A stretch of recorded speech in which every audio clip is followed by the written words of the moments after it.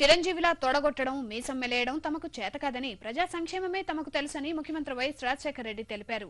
2 రోజుల పశ్చిమ గోదావరి జిల్లా పర్యటనలో భాగంగా చిరంజీవి సొంతూరు మొగల్తూరుతో పాటు నర్సాపురం, పాలకొల్లులో సీఎం రోడ్ షోలో పాల్గొన్నారు. ప్రతి చోట ప్రభుత్వ విధానాన్ని ఏకరువు పెడుతూనే విపక్షాలపై నిశ్చిత విమర్శలు గుప్పిస్తున్నారు.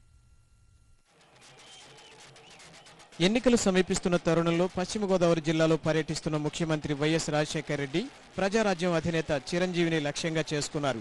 2 రోజుల పర్యటనలో భాగంగా ఉదయం మొగల్తూరు మండలం మోళ్లపరు సముద్ర తీరం వద్ద ఏర్పాటు చేసిన హెలీప్యాడ్ వద్దకు చేరుకున్న వైఎస్ మెట్టిరేవు తీర ప్రాంత రహదారికి శంకుస్థాపన చేశారు.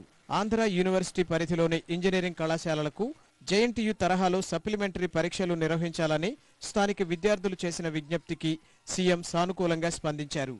అనంతరం రోడ్ షోల కోసం బయలుదేరిన ముఖ్యమంత్రి పేరుపాలెం దగ్గర ప్రజలను ఉద్దేశించి ప్రసంగించారు. మార్గ మధ్యలో ముత్యాలమ్మ దేవస్థానాన్ని సందర్శించిన సీఎం అక్కడి నుంచి నేరుగా మొగల్తూరు చేరుకుని మహాత్మా జ్యోతిరావు పూలే విగ్రహావిష్కరణ చేశారు.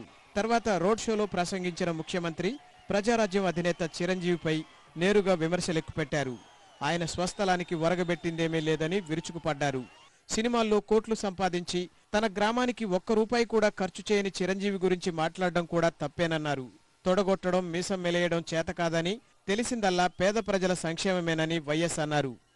తొడగొట్టడం మాకు రాదు గాని బకాయిలు పడ్డ రైతులకు 63 లక్షల మంది రైతులకు ఈ రాష్ట్రంలో బకాయిలు పడితే వారు తీసుకొచ్చిన అప్పులు వెనక్కు కట్టలేకపోతే అటువంటి వారి బకాయిలు మాఫీ చేయడం అయితే వచ్చు అనే విషయాన్ని మనం చేస్తున్నాం. చిత్తశుద్ధితో ప్రతి కార్యక్రమాన్ని అమలు పరిచాం కాబట్టి ఎన్నికలు వచ్చినప్పుడు మేము పనులు చేయాలా? గడిచిన 5 సంవత్సరాలుగా ప్రతి విషయంలోనూ మీకున్న ప్రతి సమస్యతో మమైకమైపోయాం కాబట్టి ఇవాళ చిత్తశుద్ధిలో మాకు మరెవ్వరూ సాటి లేరని చెప్పి అనిపించుకున్న ప్రభుత్వం మాది అనే విషయాన్ని దీనావస్థలో ఉన్న మొగల్తూరు సహకార జూనియర్ కళాశాలకు సాయం చేయమని గ్రామస్తులు చెప్పులరిగేలా తిరిగినా చిరంజీవి ₹1 కూడా ఇవ్వలేదని విమర్శించారు. గ్రామస్తుల కోరిక మేరకు తక్షణమే కళాశాలను ప్రభుత్వం నిర్వహిస్తుందని వైఎస్ ప్రకటించారు.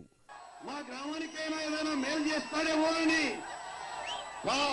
భుజంగరావు, మీ భుజంగరావు ఊర్లో కాలేజీ పెట్టా, ఆ కాలేజీకి సహాయం చేయమని అడగటానికి కాళ్లకు చెప్పులు అరిగేలా తిరిగారట.